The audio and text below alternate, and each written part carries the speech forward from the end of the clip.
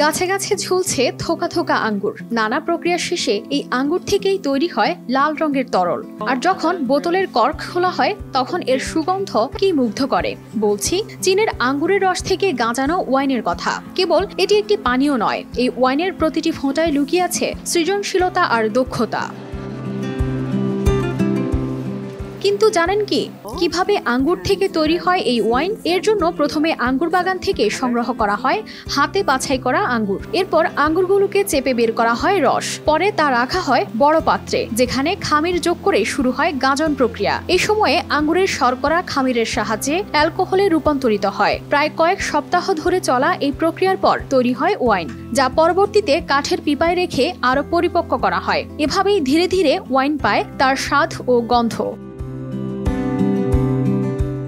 চীনে এই ওয়াইন শিল্প শুধুই পানীয়র মধ্যে সীমাবদ্ধ নেই, এটি পরিণত হয়েছে একটি শিল্পে। কিন্তু জানেন কি এই শিল্পের পেছনের কারিগর কারা? বিস্তৃত আঙ্গুরের বাগানে যখন সূর্যের আলো আছড়ে পড়ে তখন সেখানে দেখা যায় একজন নারীকে, যিনি শুধু আঙ্গুরের গুচ্ছই নয় বরং একটি জাতির নতুন সম্ভাবনাকেও তৈরি করেছেন। তার নাম জাং জিং। তার মতো আরো অনেক নারীর অদম্য ইচ্ছাশক্তি ও সৃষ্টিশীলতায় গড়ে উঠছে চীনের ওয়াইন শিল্পের স্বপ্নময় জগৎ। বিশ্বব্যাপী চীনের ওয়াইনকে জনপ্রিয় করে তুলেছেন তারা। আঙ্গুরের বাগান থেকে শহরের অভিজাত বারগুলো পর্যন্ত প্রাণবন্ত ওয়াইন শিল্পের সামনে সারিতে রয়েছেন চীনের নারীরা।